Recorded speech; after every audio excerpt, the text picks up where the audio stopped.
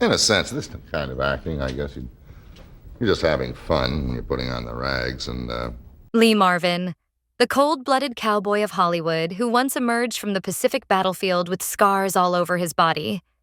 A straightforward, gritty actor who feared no one and never hesitated to speak the truth. In a shocking interview, he boldly named 5 major Hollywood stars he disliked the most. Curious to find out who they are?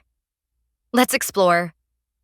Robert Mitchum, Hollywood's original bad boy. To most of Hollywood, Robert Mitchum represented the archetypal bad boy long before the term was fashionable.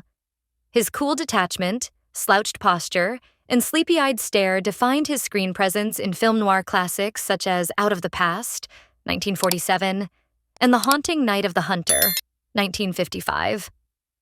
Audiences adored the effortless charisma, but Marvin saw something different. Indifference masquerading as style. Marvin considered Mitchum's brand of acting dangerously close to laziness.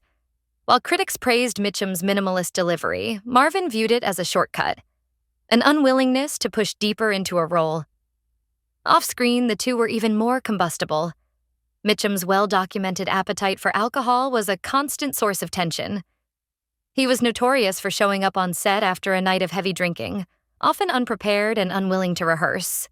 For Marvin, who believed in military-like discipline even on a film set, this was unforgivable. The personal friction came to a head during Hollywood gatherings where their mutual contempt became impossible to ignore. At one infamous party, Mitchum allegedly mocked Marvin's acting style, dismissing it as shouting like a rookie soldier, a barb that cut deep given Marvin's background as a real combat veteran. Marvin, never one to back down from confrontation, retaliated with equal venom, and the two nearly came to blows. The animosity between them symbolized more than personal dislike. It was a clash of philosophies. Mitchum embodied the myth of the rebel actor, while Marvin stood for grit, preparation, and a refusal to glorify recklessness. In truth, Mitchum's laid-back persona was both his gift and his curse. For fans, it was magnetic. For Marvin, it was proof that Hollywood often rewarded charm over craft. And for a man who had literally fought for survival on the battlefield, the sight of a peer coasting on talent while disregarding discipline was intolerable. Telly Savalas, the peacock in combat boots. If Robert Mitchum embodied everything Marvin despised in terms of work ethic, Telly Savalas embodied vanity pushed to excess. Best known to audiences as the bald, lollipop-wielding detective Kojak, Savalas cultivated an image as carefully polished as his gleaming scalp. That very image became a point of ridicule for Marvin, who saw Savalas as more invested in branding himself than in serving a role. Their most high-profile collaboration, The Dirty Dozen, 1967, placed the two men side by side in a war film that demanded grit, camaraderie, and realism.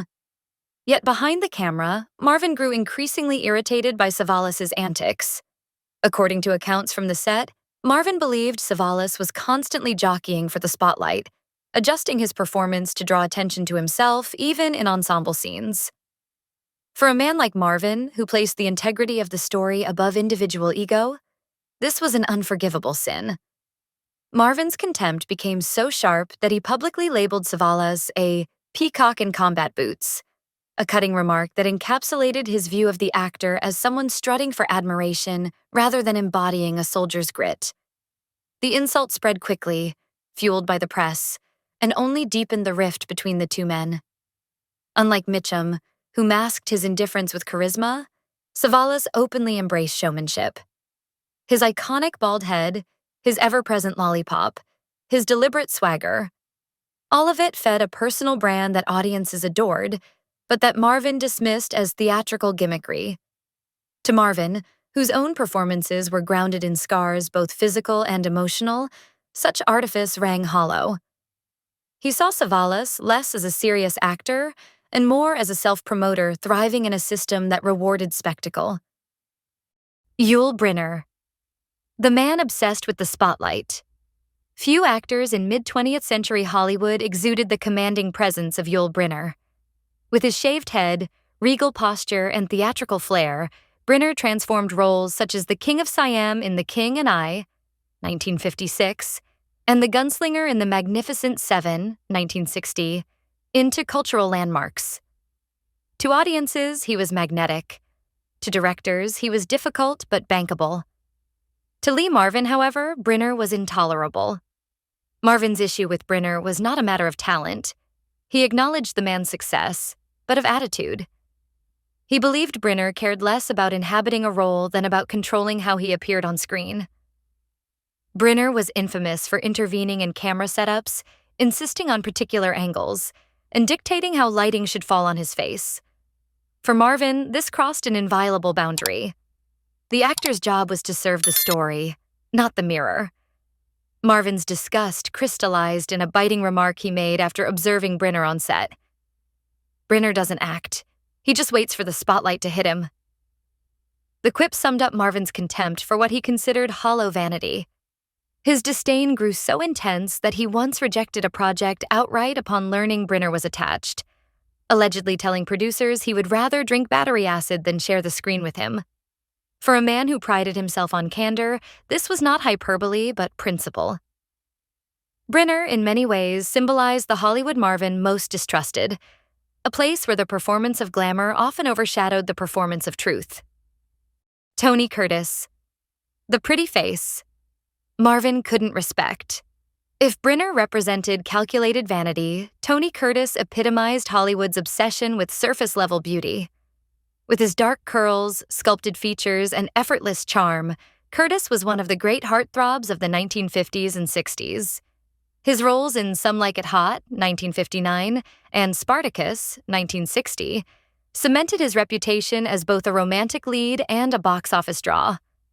Yet for Marvin, Curtis was little more than a walking advertisement for the industry's shallowest instincts. Marvin believed Curtis had built his career not on grit or craft, but on the luck of his good looks. Where Marvin carried the physical and emotional scars of real battle, he had been shot and nearly killed in the Pacific. Curtis seemed to embody the opposite, a polished product of studio machinery, untouched by hardship. To Marvin, this made Curtis not just unrelatable, but fraudulent. He once sneered in comparison. Tony Curtis wouldn't last 2 minutes in a barroom brawl. The remark was more than bravado. It was an indictment of what Marvin saw as Hollywood's preference for fantasy over authenticity. For a man who had fought for survival, the idea that audiences lionized an actor with no such lived experience struck him as grotesque. Curtis himself thrived in a system that valued looks and charisma, and he rarely apologized for it. But for Marvin, Curtis symbolized everything false about the business, proof that talent and truth could be overshadowed by a handsome face and a clever publicity campaign. Frank Sinatra, the ultimate Hollywood prima donna. If Marvin disliked Brynner's vanity and Curtis's superficiality, his loathing for Frank Sinatra ran deeper still. Sinatra was no ordinary actor. He was a cultural titan. Old Blue Eyes, a singer whose voice defined an era and whose forays into film, such as his Oscar-winning role in From Here to Eternity, 1953, proved he could dominate multiple arenas. Yet with his fame came a sense of entitlement that Marvin found insufferable. On film sets, Sinatra was notorious for operating on his own clock. He would arrive late, leave early, and expect entire productions to bend around his schedule. For Marvin, who valued punctuality and discipline as much as he valued authenticity, such behavior was beyond forgiveness. It wasn't just unprofessional. It was insulting to everyone else who took the work seriously.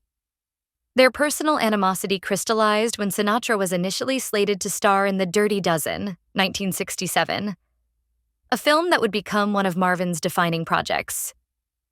Sinatra dropped out, reportedly for reasons of health, but Marvin took it as a slight, interpreting the decision as evidence that Sinatra considered the production beneath him. In Marvin's mind, Sinatra wasn't just unreliable. He was contemptuous of the very craft that others sacrificed to honor. Marvin later summed up his feelings with characteristic venom. Sinatra thinks the world owes him applause just for walking into a room. The line captured not only Marvin's distaste for Sinatra personally, but also his broader disgust with the star system that enabled such arrogance. In the end, Lee Marvin's grudges reveal more than just the colorful feuds of a notoriously blunt Hollywood star. They expose the sharp contrast between two competing visions of what it meant to be an actor in mid-20th century America. On one side stood the glamour, ego, and myth-making machinery that elevated men like Yul Brynner, Tony Curtis, and Frank Sinatra into icons, often rewarding spectacle over substance. On the other was Marvin's creed: authenticity earned through pain, discipline honed by real battle, and a raw, unfiltered honesty that refused to bend to vanity. What makes Marvin's scorn so fascinating is that it was never casual gossip. When he insulted a co-star or dismissed a fellow actor, he did so with the conviction of a man who believed the integrity of the craft was at stake. His barbed remarks, whether calling Savalas a peacock in combat boots or mocking Brynner for waiting for the spotlight, were less about cruelty than about drawing a line in the sand. Marvin demanded that cinema reflect truth, and he would not hesitate to call out those he believed violated it. Perhaps that is why, decades later, his grudges still captivate us. They remind us that behind Hollywood's glittering facade, there were battles fought not only for fame and fortune, but for the very soul of the art form. And now it's your turn. Among the 5 names Marvin despised, which one surprised you the most? Share your thoughts below. And if you enjoyed uncovering these untold rivalries, make sure to like this video and subscribe for more unfiltered Hollywood history.